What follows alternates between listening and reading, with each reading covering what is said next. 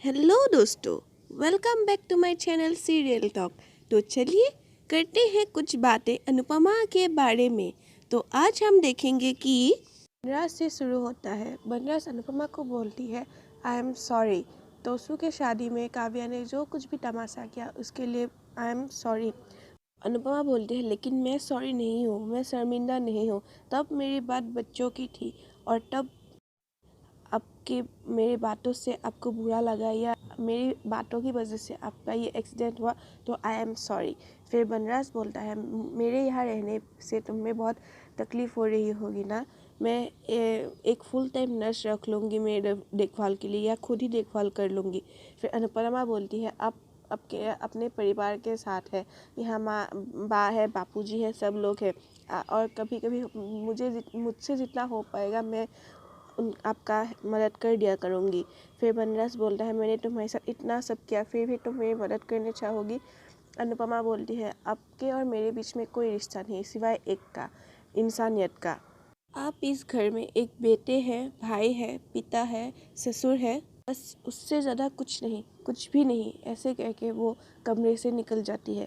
वो बहुत बेचैन है और कमरे से बाहर निकलते ही उसे समर मिलता है और समर को बोलता है क्या हुआ रॉकस्टार। फिर अनुपमा बोलती है तेरे नाना कहते थे कि मंदिर में भक्ति, शमशान में बराग और मुसीबत के समय प्यार निकलता है, लेकिन उसके बाद वो प्यार या भक्ति या बराग बहुत दिनों तक नहीं रहता। फिर समर बोलता है लेकिन आप ये सब मुझे क्यों बता रही हो। फिर अनुपमा बोलती है कि मैं ये सब तुझे नहीं अपने आप को बता रही हूँ, आपको याद दिला रही हूँ। वो क्या है ना बेटा, हमारे देश में को हमेशा पति के बड़ी से बड़ी गलती को माफ़ करना सिखाया जाता है। पति के आंसू चाहे दर्द के ही क्यों ना हो लेकिन उसे पश्चाताप के आंसू मान लिए जाते हैं। और सब याद करके रहती हूँ अनुपमा, मुझे भूलना नहीं है। और हमारे देश में पति के जीत को स्वाभिमान और पत्नी के जीत को भी स्वाभिमान माना जाता है। देखना तुम समर, कुछ दिनों में लोग हमारे घर पे आएंगे और बोलेंगे अनुपमा अब अपने पति को माफ़ कर दो, वो तो अब तुम्हारे साथ है ना, तुम्हें उसे माफ़ करना चाहिए। फिर एक पत्नी को दुख में भी अधिकार नहीं देना चाहता लेकिन मैं ये अधिकार लेके रहूँगी मैं ये अधिकार। फिर बोलती है तेरे पापा को भी मैं यही समझा के आई हूँ कि मैं अब उनकी पत्नी नहीं बन सकती, नहीं हो सकती मैं उनकी पत्नी, अब नहीं हूँ मैं उनकी पत्नी। फिर समर बोलता है वाह रॉकस्टार, क्या बात बोली है आपने। शक्र है मुझे आप पर, मेरी मम्मी सबसे मॉडर्न है और सबसे हटके है।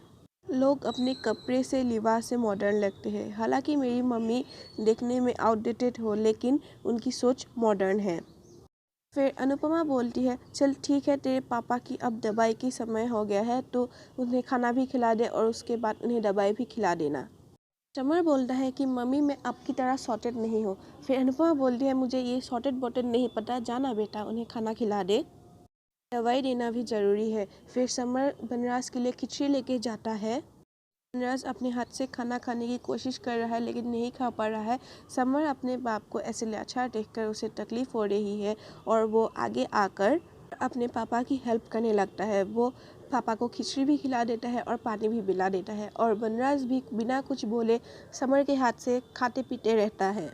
मामा बाहर से ये सब देख रही है और वो खुश हो रही है कि बाप बेटे की दूरियां कुछ कम हो रही है। फिर बनराज समर को बोलता है बेटा मेरा एक और काम कर दोगे, मेरा फ़ोन ही ले लो लेकिन एक लीव एप्लीकेशन टाइप करके दो, मैं तुम्हें डिक्टेट कर रहा हूँ।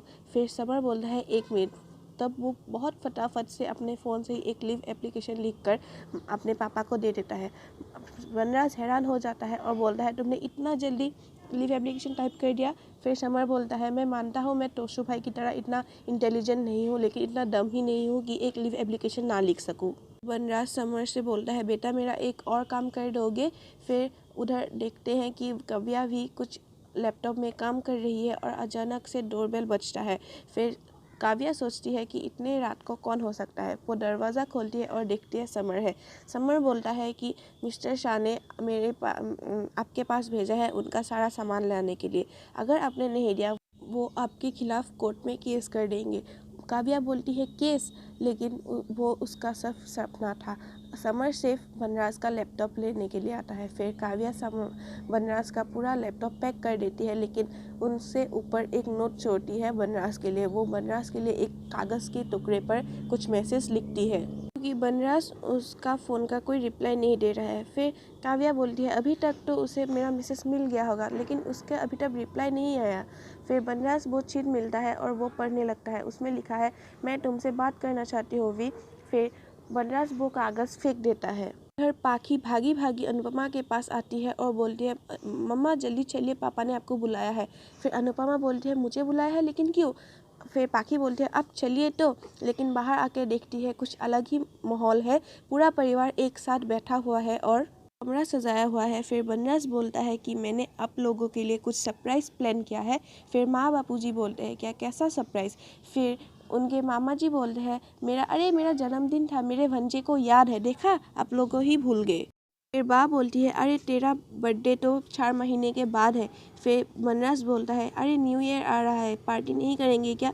पिछला साल बहुत बुरा गया, बहुत बुरा गुजरा मेरे लिए, खास करके मेरे लिए, क्योंकि मेरे साथ मेरे घर परिवार मुझे छूट गया, जॉब में भी बहुत प्रॉब्लम आई। मैं उम्मीद करता हूँ कि इस साल हमारे लिए बहुत अच्छा जाएगा और आप लोग भी सारे पुरानी बातें भूल जाएंगे और नए सिरे से शुरू करेंगे। हम बोलता है मेरे वजह से भी आप लोगों को कितना कुछ सहना पड़ा। फिर पाखी बोलते हैं चलो ना पापा पार्टी करते हैं की रिक्वेस्ट करती है और बनराज बोलता है ये मुझे गाने के लिए बोल रही है। फिर सब बोलते हैं तो गाओ ना। फिर बनराज एक पुराना गाना गाता है। पाखी बोलती है ये सब तो ठीक है, लेकिन एक नया गाना भी गाओ ना।